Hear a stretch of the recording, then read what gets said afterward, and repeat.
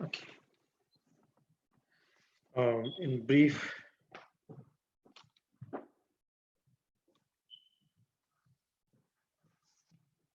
lot of things we discussed on chapter 10. Only thing is I don't remember the title. Anyone remember the chapter 10 title? Oh, the most need of the hour, something momentous, yeah, need of the hour. So if I remember that, that's where we ended that Srimad Bhagavatam. I think this is actually still here.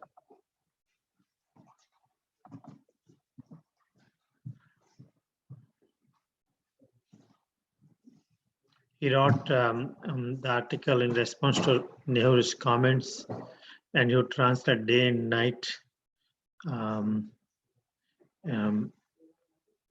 He would refer several commentaries before he write his own commentary, right here. This. So I'll begin from here. He contemplated the size of the project he was attempting. The Bhagavatam contained 18,000 verses. The first canto's 17 chapters would fill 3 volumes of 400 pages each. And the second canto with 10 chapters would take 2 volumes. Up to the 9th canto, there would be maybe 30 volumes. The 10th canto, containing 90 chapters, would take 20 volumes. There are 12 cantos, and so the total would be 64 volumes. 60 volumes. So he thought he might be able to finish in 5 to 7 years. If the Lord keeps me physically fit, then in the fulfillment of Srila Prabhupada's will, I could complete this work. So here Srila Prabhupada is Bhaktisiddhanta Saraswati Thakur, right? So he's also known as Prabhupada. He decided to introduce the first volume with a biographical sketch of Lord Chaitanya Mahaprabhu. We read this one, but I'm still reading. The ideal preacher of the Bhagavatam. The reader could best appreciate the Bhagavatam by seeing its practical demonstration in the life of Lord Chaitanya. The special feature of Lord Chaitanya's presentation had been his desire that Srimad Bhagavatam be preached in every nook and corner of the world by everyone who happens to take his birth in India. Lord Chaitanya had called Srimad Bhagavatam the spotless Purana and had considered the chanting and hearing of Srimad Bhagavatam along with the Hare Krishna mantra to be a complete scientific process for developing pure love of God. So basically he's saying, okay, working from Srila Bhaktisiddhanta Saraswati's commentary on Chaitanya Charitamrita and Chaitanya Bhagavata, Bhaktivedanta Swami gave a 50-page synopsis of Lord Chaitanya's life and his Sankirtana movement. He described Lord Chaitanya's divine ecstasies, his philosophical confrontations with leading scholars of the day, and his inauguration of the Sankirtana movement, the congregational chanting of the holy name. Bhaktivedanta Swami especially connected Lord Chaitanya's life and teachings to what he was at the present crucial time in history. Help for humanity in this momentous hour of need lay in the Vedic literature, especially in Srimad Bhagavatam. It's just a little refreshing what we read yesterday. He contemplated on the Srimad, translating Srimad Bhagavatam. He planned that if Srimad Bhagavatam, if I write, translate, and also give synopsis of Lord Chaitanya's, about Lord Chaitanya Mahaprabhu, because he is a living Bhagavat in one sense. He lived like a devotee. And also Lord Chaitanya asked to, statement that every nook and corner of the world, whoever has taken birth in India should preach. It'll be an inspiration for people. And Lord Chaitanya, one thing he mentioned that had considered the chanting, Lord Chaitanya had considered the chanting and hearing of Srimad Bhagavatam along with the Harinam mantra, to be a complete scientific process for developing pure love of God. Looks like two, both, not just simply chanting and reciting Srimad Bhagavatam as well. So this section says that how Prabhupada took the commentaries from other acharyas and gave his commentary. Well, you can read. We know that the foreign invaders of India could break. We know that the foreign invaders of India could break down some of the monumental architectural work in India, but they were unable to break up the perfect ideals of human civilization, so far kept hidden with the Sanskrit language of Vedic wisdom. The Sanskrit languages have protected the secret for thousands of centuries, but now the secret had to be released to the world. As he approached the first verses of Srimad Bhagavatam, Bhaktivedanta Swami became absorbed in Bhagavatam's purpose. The verses stressed that the Bhagavatam alone could save society from the evil influences of the age of Kali. Srimad Bhagavatam's recommendation for this age was simply to hear from the pure devotees that the Supreme Personality of Godhead, Krishna. The setting of the Bhagavatam was the gathering of sages at Naimisharanya about 5,000 years ago, at the dawn of the present age of Kali. Foreseeing the degradation of humanity, the sages asked the senior member of the assembly, Sutta Goswami, now that Lord Krishna, the shelter of all religious principles, has returned to his spiritual abode, where are religious principles to be found? Sutta's answer was that the epic Srimad Bhagavatam, which is as brilliant as the sun, was the literary incarnation of God and would give direction to persons lost in the dense darkness of Kali Yuga. In the beginning of Srimad Bhagavatam, Srila Vyasadeva, under the instructions of his spiritual master, Narad Muni, sat down and entered a deep meditation. In trance, he saw the Supreme Personality of Godhead, his energies, and the suffering souls of Kali Yuga. He also saw that the remedy for their suffering was pure devotional service. With this vision and the instructions of his spiritual master as his inspiration, Vyasadeva set about to compile Srimad Bhagavatam to give the highest benefit to the suffering souls of Kali Yuga.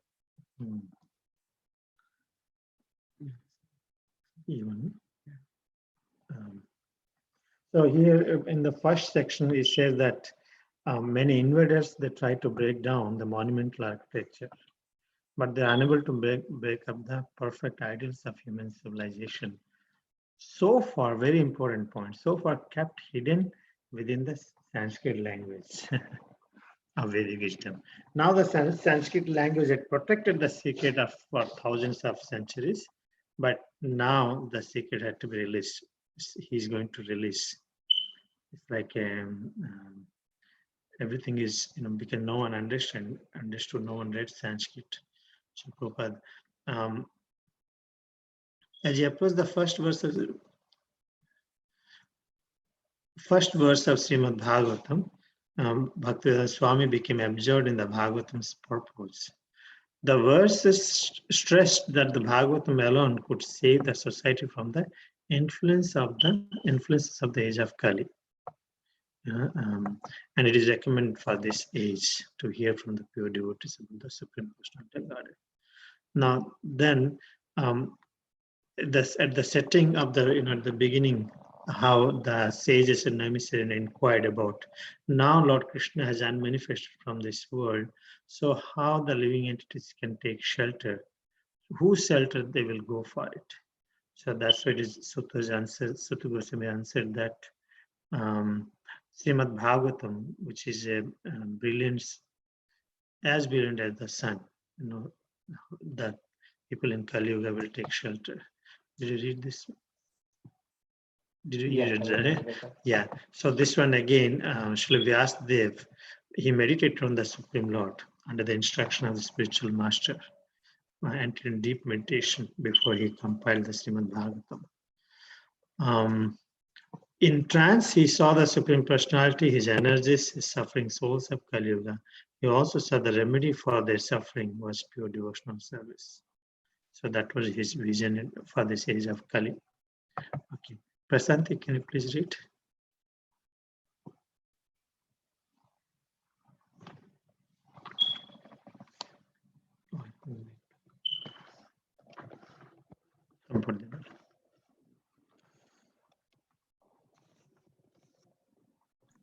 In presenting the literary incarnation of God, Srimad Bhagavatam, for the benefit of the Western world, Bhaktivedanta Swami realized that he was performing an important task, following in the footsteps of Srila Vyasadeva. As Srila Vyasadeva had a vision of Krishna and had received direction from his spiritual master before beginning his literary mission. Bhaktivedanta Swami had his vision and had received instruction from his spiritual master, Bhaktivedanta Swami. Envisioned distributing in mass the book of Srila Vyasadeva. He would not merely translate it. He would personally take it to the West, present it, and teach people in the West, through the book and in person, how to develop pure love of God. Srila Prabhupada, the Communist Party, has become popular simply by distributing their literature. In Calcutta, the communist agents were inviting friends and reading their literature. The Russians never came to India, but by distributing literature in every language, they got a pretty good number of followers. If it is possible for ordinary, third-class mundane literature, why should not transcendental literature create devotee all over the world? There is good potency for pushing on this literature very vigorously from village to village. The Bhagavad Dharma is the original religion of the human society. Whatever else may be passing as religion has come from the Vedic literature. People are after these books. They are hankering for them. Lord Chaitanya said that in every town and village on the surface of the world, they will know the message of the Sankirtana movement. This means that in every village and town all over the world, there are many candidates who are awaiting this message. It is transcendental literature. Nobody can challenge it. It is done so nicely without any sport, the spotless Purana. Yeah, very nice. So Prabhupada is saying in one sense, Saswati Maharaj, that before Vyasadeva compiled, as he had a vision of Krishna and had received direction from his spiritual master. So Prabhupada was also contemplating on that. Realized that he is performing an important task following the footsteps of Vyasadeva. Similarly, Bhaktivedanta Swami also had received the instruction from his spiritual master actually. So under his blessings, he is taking this challenging task. Now the here point is making very point, because what they have, this communist, but still they become a very prominent party for years, just distributing their literature. So Bhagavatam is a spotless Purana, such a wonderful thing.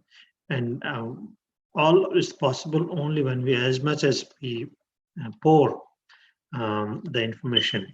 On the other note, I was meditating on this, that in our social media also, we should send, even if our groups, some groups we are part of it, they don't like it, they don't appreciate, but should we keep on sending, bombarding this? Any kind of message comes out from Krishna consciousness. That's why I learned that. Even if they don't like, but as soon as they just keep listening, once in a while they will see, they will get used to it, at least they will accept it. That's the I'm working on it. Just wanted to share to all of you. If it helps everybody to, if you're not doing, you can do as well. Brajras, will you please do that, read?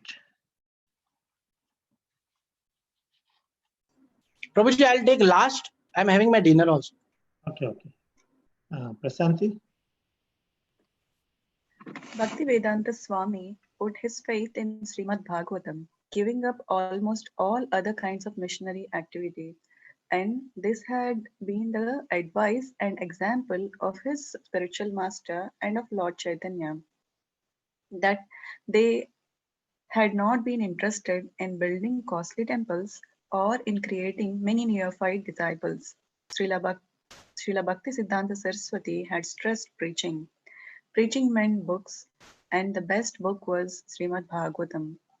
To write and publish the Bhagavatam for the enlightenment of the general populace was real service to the Lord.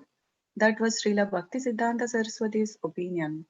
He had preferred publishing books to establishing temples, and he had specifically told his disciples to write books. It was the business of advanced, empowered devotees to write books, publish them, and distribute them widely.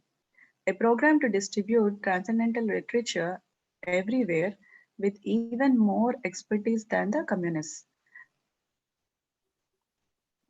would create a great positive effect on the people of Europe and America. And if Europeans and Americans turned to Krishna consciousness, then the rest of the world would follow.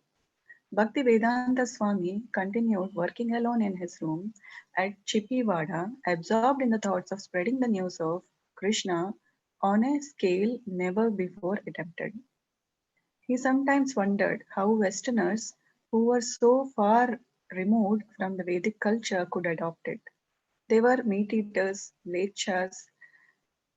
When one of his godbrothers had gone to England, the Mauricus of Jetland, on hearing the four prohibitions against sinful life, had laughed scornfully.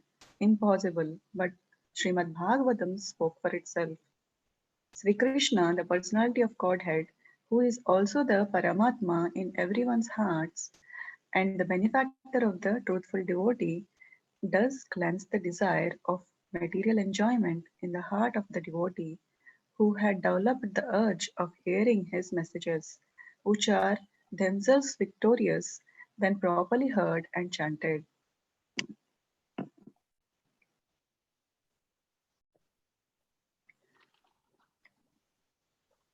So Bhaktivedanta Swami gave up all missionary activities and he was stressing on the book distribution and preaching.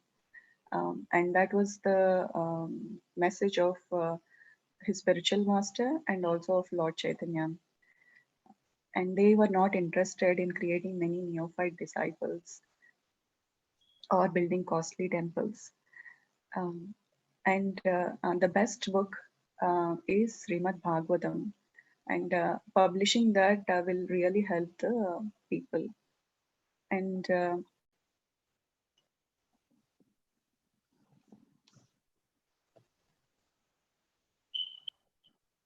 And he also states that if Americans and Europeans can turn towards Krishna consciousness, the world also will follow them because we always imitate the West, and it will help everyone.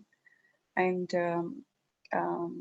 he was and Bhaktivedanta Swami has wondered like how people can because they have a lot of things like meat eating and they don't follow the four principles, but still they were able to adopt it very quickly, and it wondered him. And Srimad Bhagavatam spoke for itself. So whoever reads Bhagavatam, it will cleanse the heart of the devotee, and whoever has the interest in hearing the messages of the Lord, that automatically helps him, and when properly heard and chanted. Isn't it a powerful statement for all of us? And it's very convincing. So basically, this statement made it very clear that Bhagavatam is again and again stressed that not only here, if you all remember Chaitanya Charitamrita also, after we read, the conclusion was Bhagavatam. You all remember that serving Bhagavatam is very perfection. So basically, we need to work on it more and more actually. And it shows our mission also. Some other we produce the literatures for the society, more and more literatures. We don't have to really produce now, everything is there. People have done their work. But we together join these devotees and make, that's the primary service for Prabhupada's movement. Okay, Cyclin Prabhu. Hare Krishna. Sri Krishna, the personality of Godhead, who is also the Paramatma in everyone's. I think we read that. Although he was known as an English preacher, Bhaktivedanta Swami knew that there were always faults in his presentation in that foreign language, and there was no editor to correct them. But such technical faults would not keep him from printing Srimad Bhagavatam. This idea was also presented in the opening chapters of the Bhagavatam. The literature, which is full with description of transcendental glories of the name, fame, forms, pastimes, etc. of the unlimited Supreme Lord, is a different creation of transcendental vocabulary, all meant for bringing about a revolution in the impious life of a misdirected civilization of the world. Such transcendental literatures, even though irregularly composed, is heard, sung, and accepted by the purified men who are thoroughly honest. Bhaktivedanta Swami wrote in his purport, "We know that in our honest attempt for presenting this great literature, conveying transcendental message for reviving the God consciousness of the people in general, as a matter of re-spiritualization of the world atmosphere, is fraught with many difficulties. Our capacity of presenting the matter in adequate language, specifically a foreign language, will certainly fail, and there may be so many literary discrepancies in spite of our honest attempt to present it in the proper way. But we are sure that with our all faults in this connection, the seriousness of the subject matter will be taken into consideration, and the leaders of the society will still accept this on account of it being an honest attempt for glorifying the Almighty Great, so much now badly needed.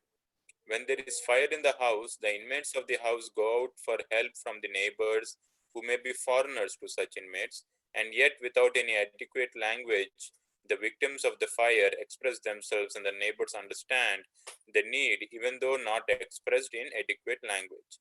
The same spirit of cooperation is needed in the matter of broadcasting this transcendental message of Srimad Bhagavatam throughout the whole polluted atmosphere of the present day world situation. After all, it is a technical science of spiritual values, and as such, we are concerned with the techniques and not with the language. If the techniques of this great literature are understood by the people of the world, there is the success. So here, Bhaktivedanta Swami, even though he was known as an English preacher, says that he knew that there was faults in his presentation because it was the foreign language for Prabhupada. But it was not going to be an obstacle for him to print a Srimad Bhagavatam, which is full with description of the transcendental glories and pastimes of the Supreme Lord. And this is to bring about a revolution in the impure life of the civilization, in the impious life of the civilization. And here also Bhaktivedanta Swami writes in the next paragraph that that even though there could be some mistakes, the main intent is it is a foreign language.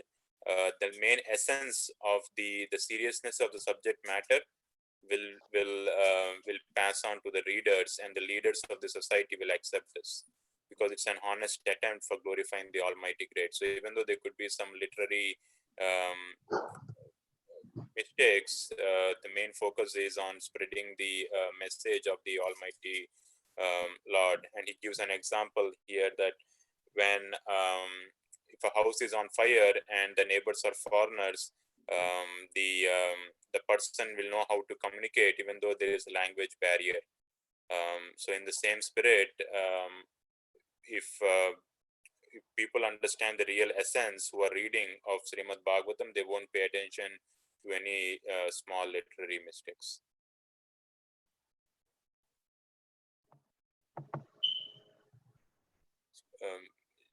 Josna is not here today. She's not there. Okay. Okay. AJ, you please read. Certainly, Kali Yuga was such an emergency. The house was on fire. Honest men who could understand the need would. Oh, sorry. What did you do?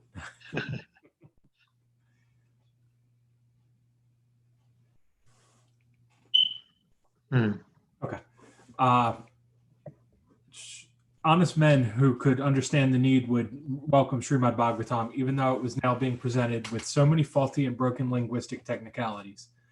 Bhaktivedanta Swami was presenting Srimad Bhagavatam unchanged, with the greatest respect for Srila Vyasadeva. And that was his cardinal virtue. He was adding his own realizations, but not in a spirit of trying to surpass the previous spiritual masters. In the all-important matter of presenting the subject strictly in parampara, Bhaktivedanta Swami suffered from no faulty and broken technicalities. He knew that without the parampara, the Bhagavatam purports would have no value. Day and night, he typed in at his desk beneath the small adjustable light that dangled from the ceiling on its cord. He sat on a thin mat, with his back to the large pyramid that stood oddly upright within the bare room. Pages accumulated, and he kept them in place with stones. Food and sleep, although necessary, were only incidental. He was completely convinced that his Srimad Bhagavatam would create a revolution in a misdirected civilization. Thus he translated each word and gave each purport with exacting care and concentration, but it had to be done as quickly as possible. In February of 1961, on Vyasa Puja Day, the anniversary of the appearance of Srila Bhaktisiddhanta Saraswati, Bhaktivedanta Swami was again in Vrindavan.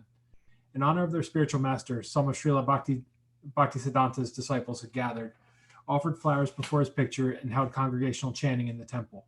But Bhaktivedanta Swami thought that they should be doing much more than that. They should be planning and executing the worldwide preaching mission of Bhaktisiddhanta Saraswati had desired. Instead, they were a gathering of independent individuals, each with his own small idea, each maintaining a small center or living in a center, but with no world programs, not even a program for India. Most of them had no plans or vision beyond their own bodily maintenance. Bhaktisiddhanta Saraswati had asked for a governing body to conduct his movement, but there was no governing body, and practically there was no movement.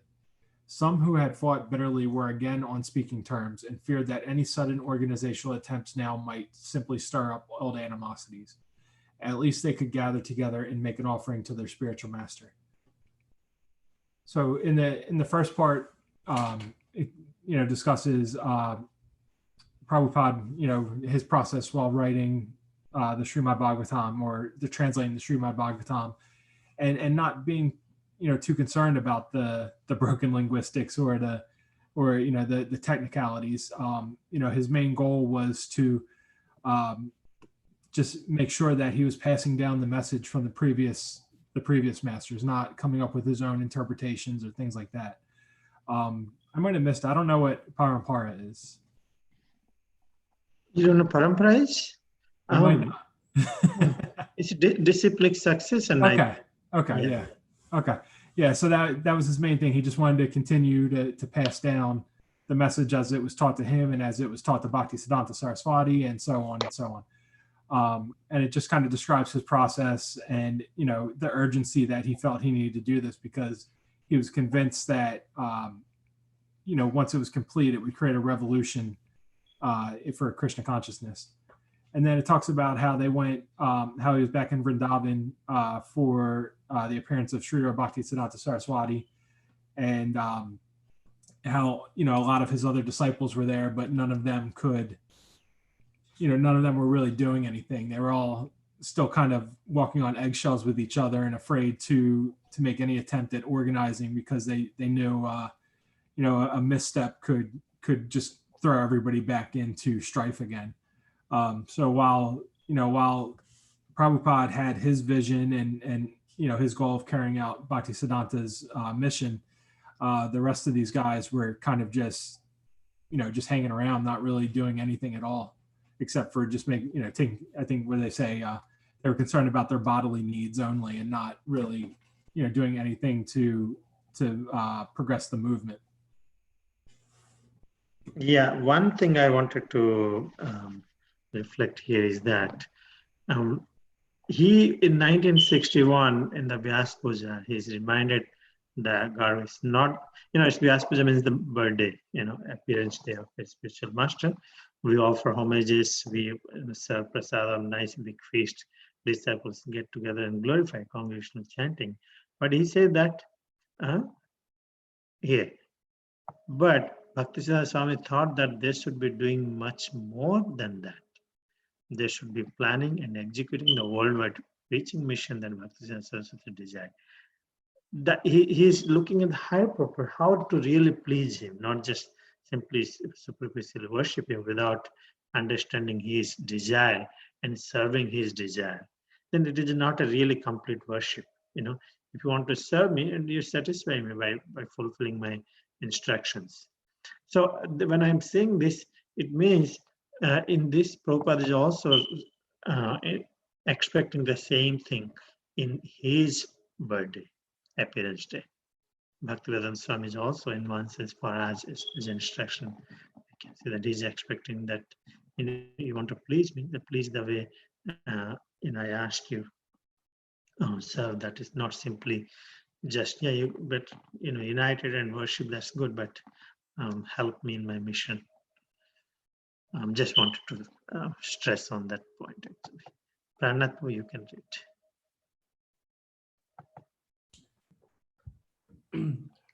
Amongst his god brothers, Bhaktivedanta Swami was a junior sannyasi.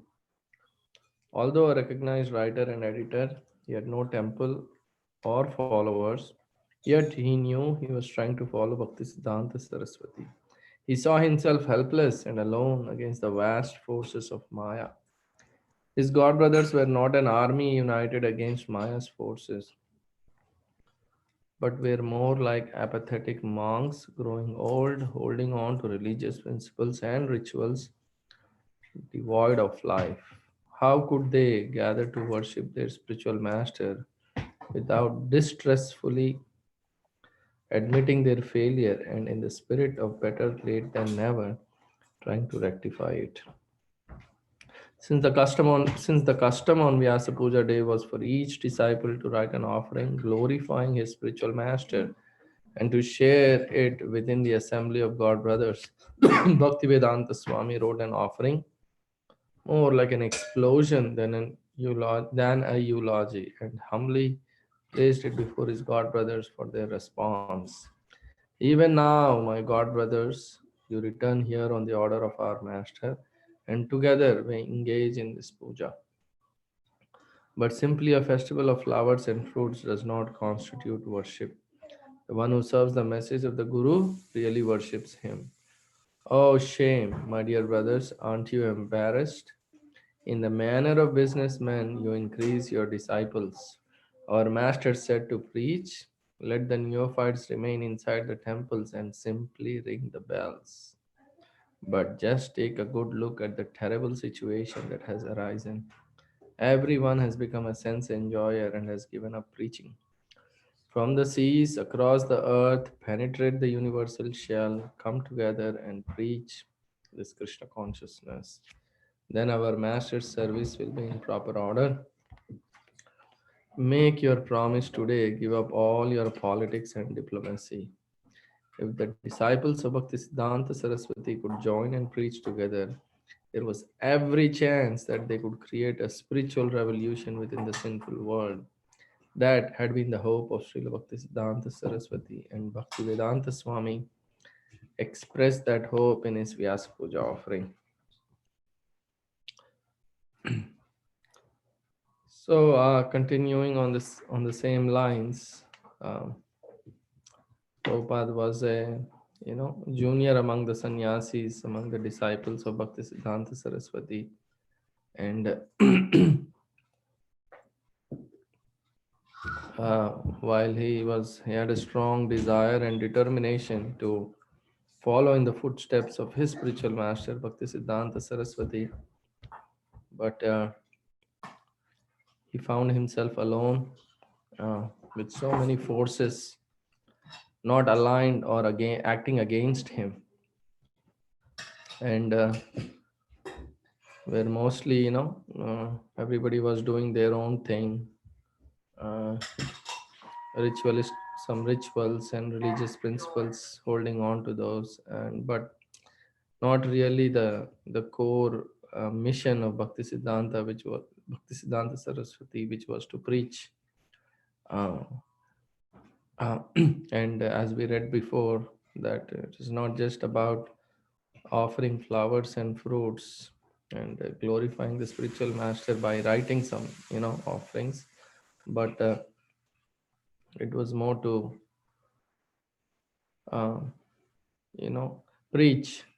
And finally, Prabhupada wrote a note to all the God brothers, seeking their support and response, uh, to to to to get back to that original goal of their spiritual master.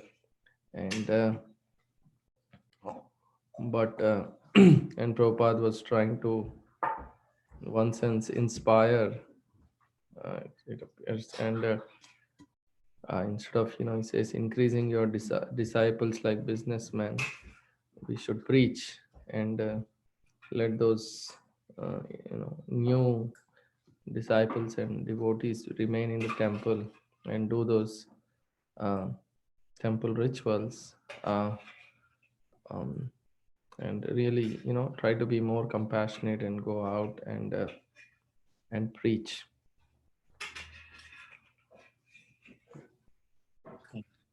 Right, that's where I stopped. Yeah, yes, that's the whole focus, right? And again, the same statements repeated here, right? Simply of a festival of flowers and fruits does not constitute worship. The one who serves the message of the Guru really worships him. Very nice. You stopped. Oh, did you stop here? Proper order? That's the one? I think so.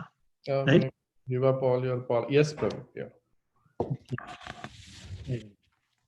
Speaker? Prabhuji, I'm here. Oh, you're here. Okay. Sorry. No problem. No, that's okay.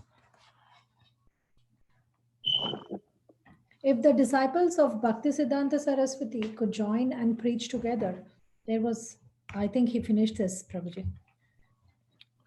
That's okay. You can continue. No problem. Okay. There was every chance that they could create a spiritual revolution within the sinful world. That had been the hope of Srila Bhaktisiddhanta Saraswati, and Bhaktisiddhanta Swami expressed that hope in his Vyasa Puja offering. When will that day come when a temple will be established in every house in every corner of the world? When will the High Court judge be a Gaudiya Vaishnava with tilaka beautifully decorating his forehead?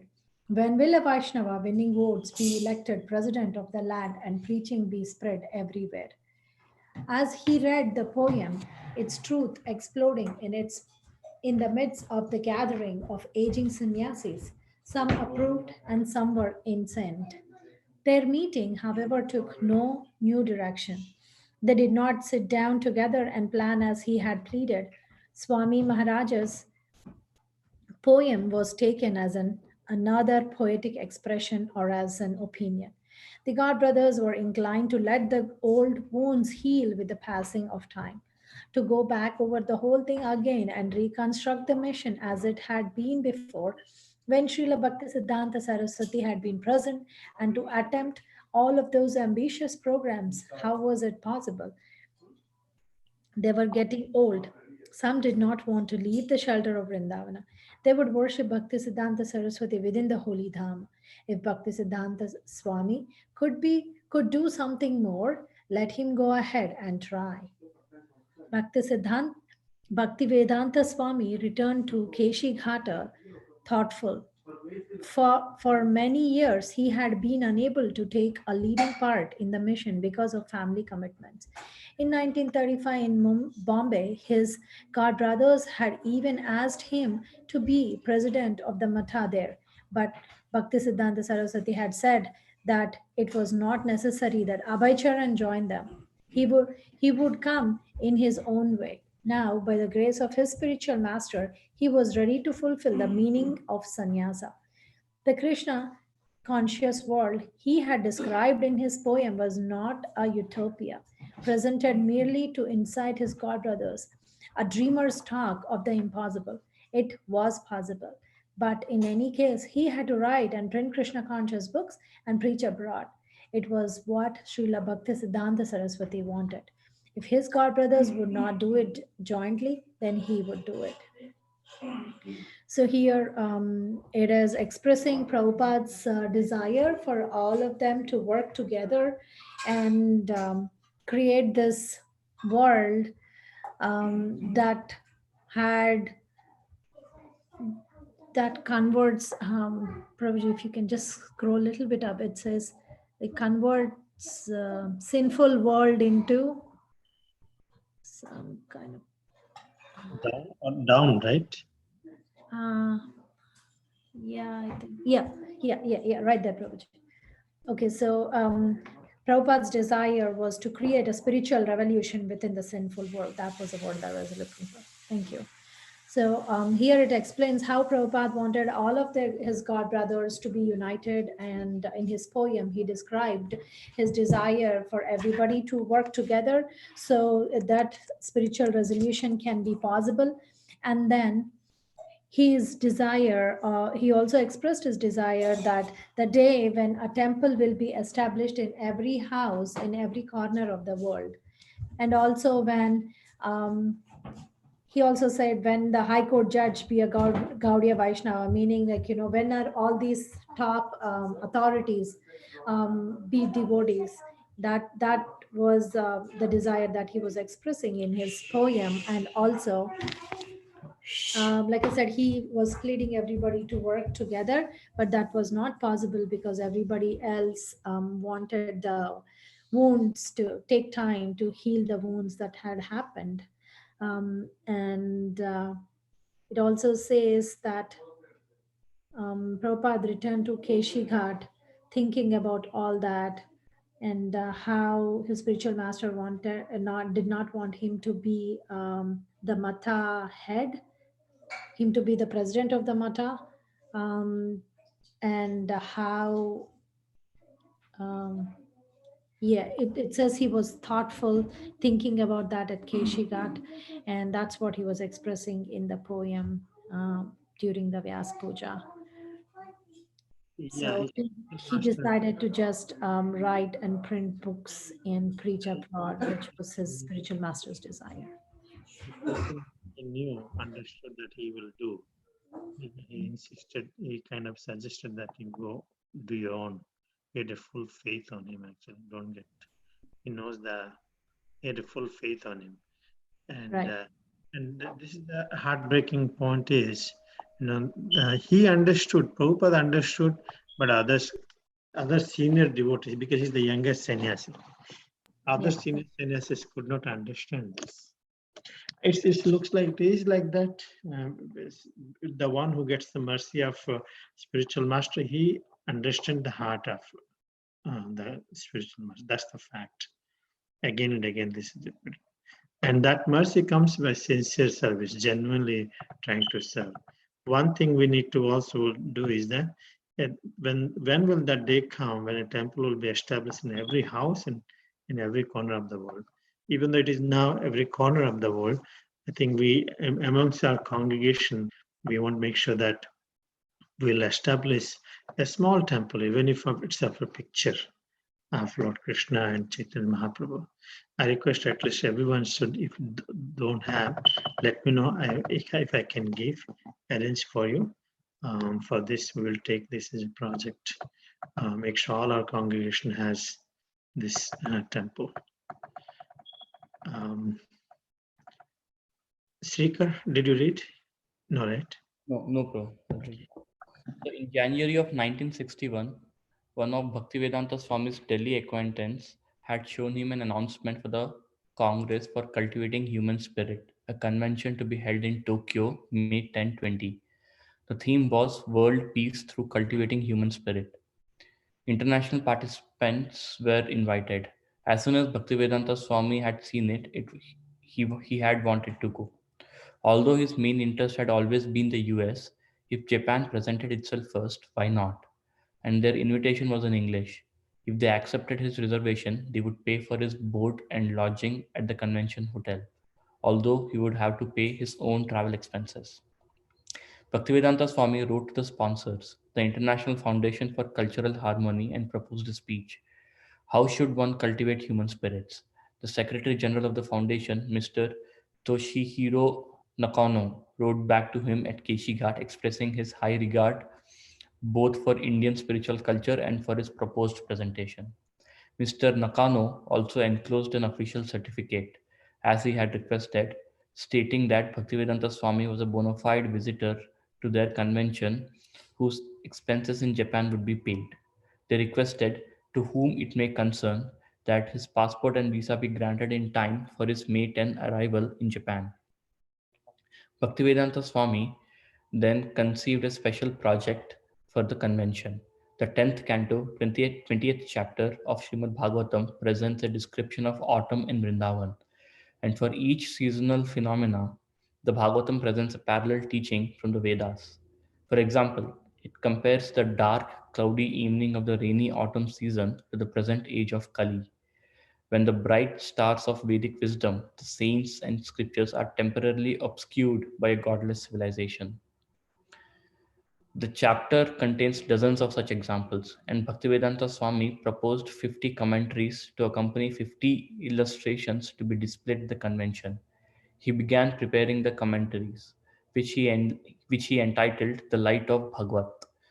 He wrote directions from which an artist could design a painting to go with each lesson from the picture. 50 pictures and commentaries, Bhaktivedanta Swami felt would make an impressive display for visitors at the convention. The convention organizers liked the idea. So in January of 1961, so one of Bhaktivedanta Swami, one of Prabhupada's acquaintance in Delhi, mentioned him about a convention that was being held in Tokyo between May 10th and 20th. And then the theme of that convention was world peace through cultivating human spirits. Then Srila Prabhupada felt that is the right opportunity for him to connect with the international audience. And he always wanted to come to US first, but if Japan was presenting itself first, then he thought, why not? And then he thought that that would be a good opportunity. And then anyways, he thought the boarding and lodging would be sponsored by the convention, only for the travel expenses he had to pay. And then with that intentions, he wrote back to the sponsors, and then he just sent them also a proposed speech. And the sponsor, the Secretary General of the foundation, he was very much impressed with what Srila Prabhupada was presenting.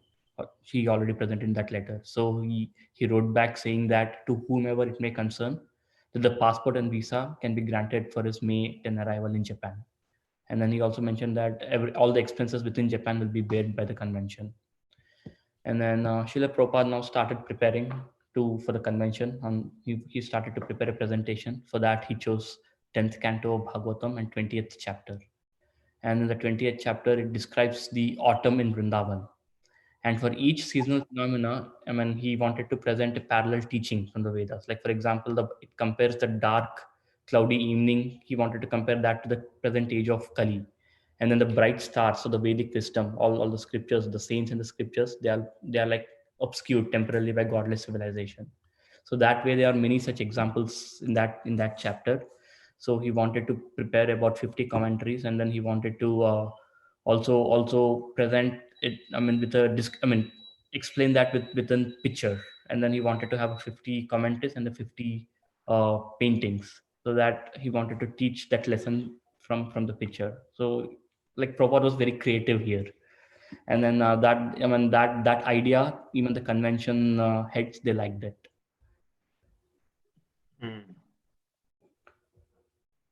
Oh, Sridhar is not here. Oh, it's a big day for me. That's good. Any Swati Mataji?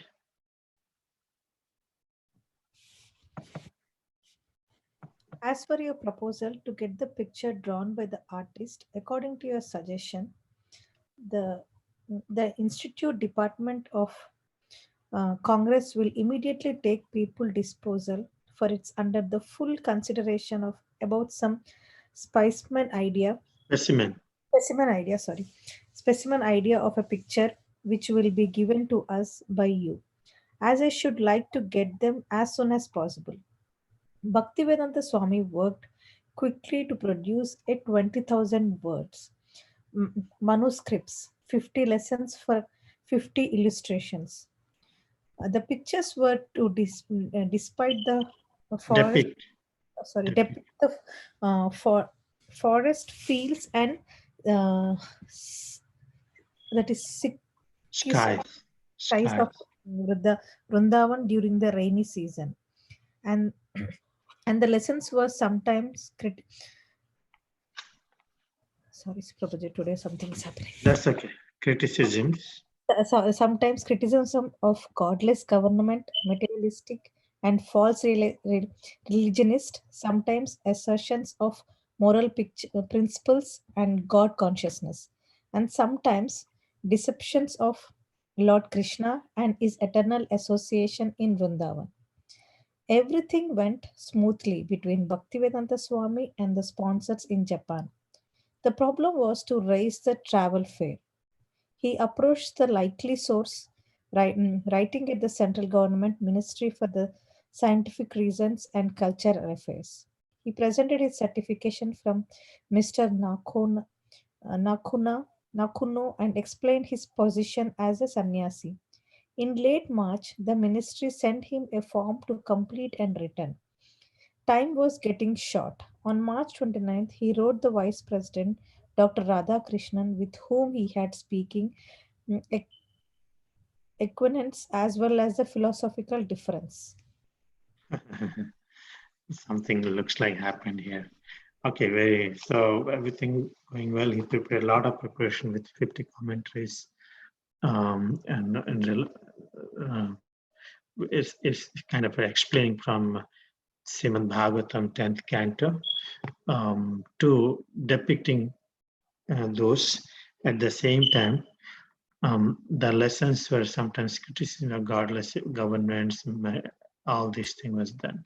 So everything was going well, but it's now a matter of covering the expenses. Now he's going through now Dr. Radhakrishnan, with whom he had a speaking acquaintance as well as philosophical differences.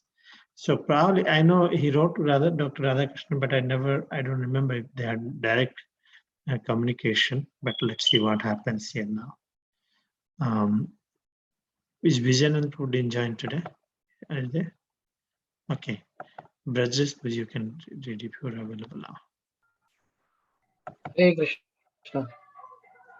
You know that I am a sannyasi without any relation with bank. Neither I am attached with financing institution. But the Japanese organizers have liked my literatures and they want me to be present there. He pleaded that since the great acharyas of India had formally presented this knowledge for the benefit of the world, the Indian government today should send representatives of the acharyas to deliver the message of Atma, or the human spirit. He also wrote the deputy manager of Scindia Steam Navigation Company in Bombay, reminding him of his 1958 offer to give a 50% concession on a ticket to the United States. After explaining his invitation from Mr. Nakano in Japan, Bhaktivedanta Swami pointed out that the full round trip fare to Japan would be less than half the fare to the United States. Trying all possibilities at once, and with less than a month and a half before the convention, he wrote to another potential donor, Mr. Brijratan S. Mohata, who had once expressed his willingness to send Bhaktivedanta Swami to South America when an Indian sponsor there had written expressing interest. At that time, Bhaktivedanta Swami had been unable to get the proper certification from the Indian government. But here, he explained, was a new opportunity to present the message of the Vedic literature to an international gathering of interested people, and passage to Japan was less than to South America. On the same day he wrote to Mr. Mohata, he also mailed his completed form to the Ministry of Scientific Research. In answer to their question as to why he was asking for a donation and whether he had done so before, he replied, "Before this, I had never asked the ministry for any financial assistance, as there was no need for it. As sannyasi, I can ask for financial help when there is absolute necessity. Our life is dedicated to render service to the humanity at large for reviving the dormant spiritual consciousness." So here, Srila Prabhupada is getting an opportunity to go to Japan, and Prabhupada is trying hard that he can get a voyage to Japan.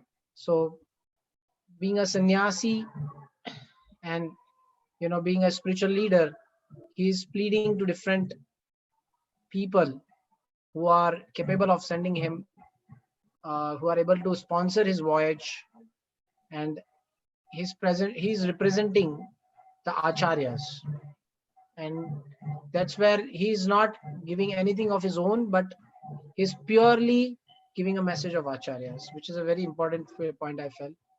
And then he is approaching also to Brij Ratan Mahata, previously where Prabhupada, he was trying to do all the legal papers and he failed in that. But here is an opportunity where again, he can go to an international gathering where he can present his papers, and that's how he can make a difference to the whole society, the whole world. And then he final statement, he says, that as a sannyasi, I can ask for financial assistance.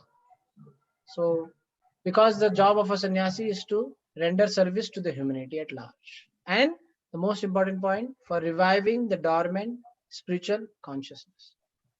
Hmm. So this is a response to Ministry of Scientific Research. Why is asking first? So now he's explaining this situation. I'll read it here. That is a sannyasi. I should ask for financial. I don't maintain any bank account. It's a service to mankind. Meanwhile, his other arrangements proceeded with full cooperation from Japan. He had already sent Mr. Nakano the first 20 illustrative ideas from the light of Bhagavata. Japan is famous for artistic work, he wrote, and India is famous for spiritual culture.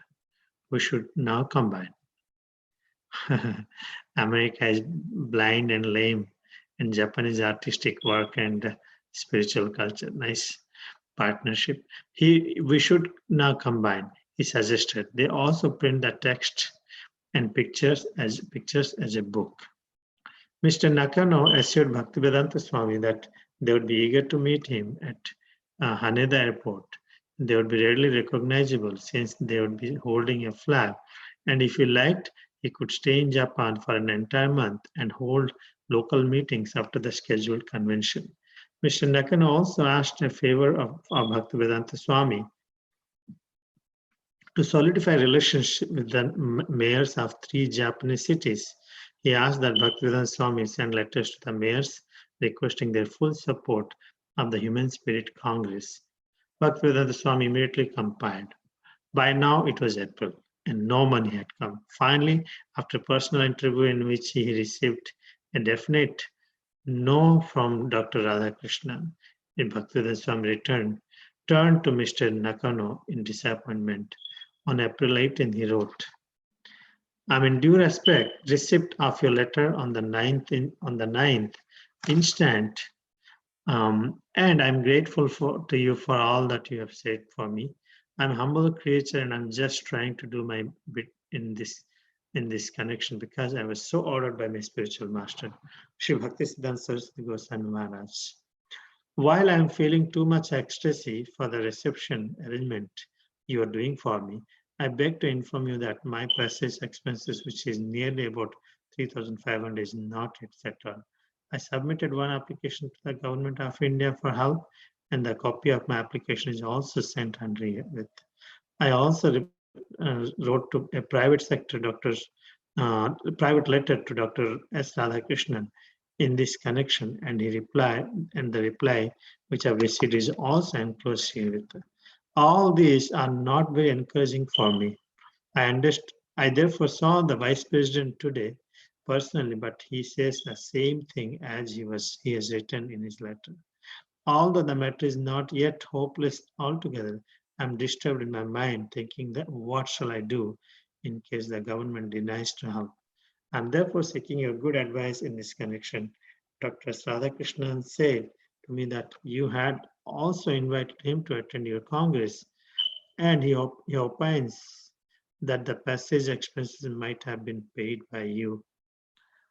And he opines that the passage expenses might have been paid by, okay, God. Okay, this is here. This looks like Japan was very much inspired to have him on board and support. And he also suggested to establish the relationship. We should send the invitation letter to all these mayors in 3 different cities. And they would be ready to welcome him at the airport. He was seen, everything was there. Prabhupada felt, finally he wrote that his pitiable condition, in the sense that hopeless situation, Dr. Radhakrishnan has denied. In fact, he said that they should have paid. They should have means the Mr. What is it, Nakano?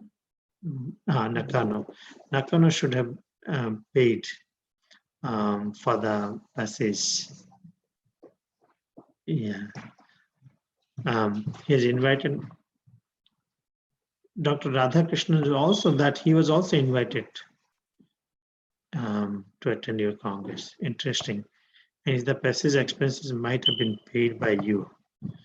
Anyway, we will continue and read next. AJ, you please do. Sure. The hope and expectation of the Congress is undoubtedly very great, and I wish that I may fully utilize this opportunity for general welfare of the entire human society. I have fully explained my views authoritatively in my statements already sent to you for publication, and the gist idea is expressed in the letter of the mayors, the copy of which is also enclosed. As a sannyasi, I have no personal purse for expenditure. Under the circumstances, if the government denies to help for the passage, then I will have to ask for the same from you. Otherwise, my going to the Congress will end in dream only. I have very little faith in the dealings of the politicians, and especially of the Indian politicians. From the conversation of Dr. S. Radhakrishnan, it appears to me that government does not approve of such Congress as are organized by private persons, and as such they do not participate in such Congress. I shall wait for the final decision for 1 week more, when the matter will be clear, yes or no. Replies from prospective donors in India were all negative. On April 20, he cabled Mr. Nakano, "As you have developed a deep love for me, I dare to ask you to send me financial help to take me to Japan. I think you can immediately instruct your embassy in Delhi to do the needful and dispatch me to Japan on your behalf. I am feeling too much to meet you and the Congress so that we can build up a solid institute for spiritual cultivation. I shall await your instruction by cable to fix up my program." But Mr. Nakano could not help, and Bhaktisiddhanta Swami's efforts ended in a dream only. So Prabhupada talks about how he just doesn't trust politicians, and he's trying to work out any way he can to get the funds for this trip. And despite his best efforts, and he just wasn't able to get the money. So he reached out to Mr. Nakano and try to get him to send the money as well, and no luck there. So he never got to go to Japan that way. It looks like he was hesitating to ask them if they can provide the day, but finally he ended up asking them. But no, they also didn't do. It means that Krishna's sanction didn't happen. Krishna didn't want it to go to Japan. Krishna wanted the Americans to be blessed first and take the credit. Okay, second read. One more. Sure, Prabhu. In July 1962, Bhaktivedanta Swami changed his Vrindavan residence from Vamsi Gopalji temple to Radha Damodar temple. For 3 years, he had been paying the rent of 5 rupees per month for his Radha Damodar rooms and paying for the extensive repairs. Now, the main room had electric lighting and a fan, and the walls had been plastered and painted. The room was 7 feet by 15 feet, with smooth plaster walls and a floor of sandstone squares of uneven sizes, the same as the stone tiles cemented in front of the Samadhi of Rupa Goswami. The room was furnished with a small low desk, a kusha mat, and a wooden cot with a rope woven surface to lie on. The view was not the panorama he had enjoyed at KC Ghat, and the neighborhood was not so secluded. But now, without even moving from his room, he could look into the temple and see a portion of the altar and the 4-foot-high form of Vrindavan Chandra, the black marble Krishna deity Krishnadas Kaviraj had worshipped hundreds of years ago. The main room was connected to the kitchen by a 10-foot-long veranda, which faced the courtyard, and from his kitchen he could see the Samadhi of Rupa Goswami. So the place was superior to his room at Vamsi Gopalji temple, because now he was living in the temple of Jiva Goswami, where great souls like the Goswamis, Rupa, Sanatana, Raghunatha, and Jiva had all gathered, taken prasadam, chanted, and discussed Krishna and Lord Chaitanya. It was the best place to work on Srimad Bhagavatam. So here, basically, in July 1962, Bhaktivedanta Swami changed his residence from the Vamsi Gopalji temple, which was at KC Ghat, to Radha Damodar temple. This was a one of the famous temple which was built by the Goswamis. I think Rup and Sanatan Goswami, and here he was still paying the rent of 5 rupees for his Radha Damodar rooms and paying for the extensive repairs, but now he's moving in, and here it was on the same floor as the main temple, and from his room he could see a portion of the altar, the 4 feet Vrindavan Chandra, the black marble Krishna deity, which was worshipped by Krishnadas Kaviraj Goswami hundreds of years ago. And from the main room, when he goes to the kitchen, there he could see his Rupa Goswami's Samadhi.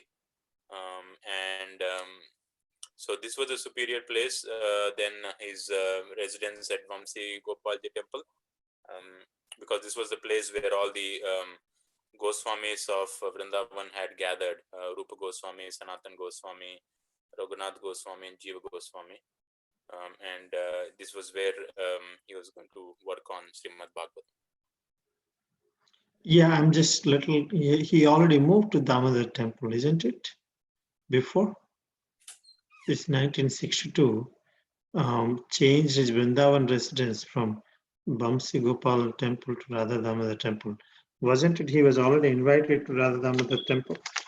He was invited, but I think the room they gave him had repairs, so he was, I think, waiting for the repairs. So he didn't move. I thought he already moved that time. Okay, I don't know.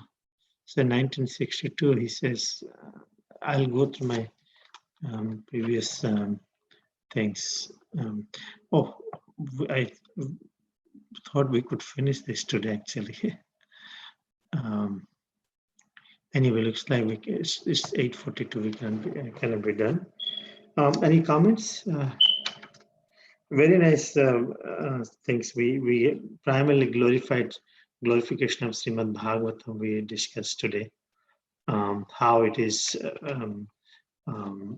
can bring light to the society, and that's the only shelter to the society.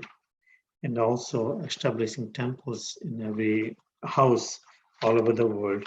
In every house, it's not just temples, every house should be transformed. Any other comments anyone want to say? The Japan plan is gone. Krishna didn't sanction. Anything else anyone to say? Quick comment? Like he tried, made many attempts to go to Japan, but all of them went futile because the government was not providing any assistance. Yeah. There's one more thing I want to share, that he realized that Communist Party has influenced, this atheistic Communist Party is influenced simply by sending literatures. So only way we can also change is impact the society of godless civilization is by bombarding our literatures. Let's do through the literatures, books, or from email or electric media. Just keep on. Let's take a commitment that anything with Krishna consciousness, just keep on bombarding. And one day they will be inquisitive, one day they will like, and one day they will see. At least this way, what will happen is the whole world will be flooded with electronic messages. So basically, let's do as much as possible.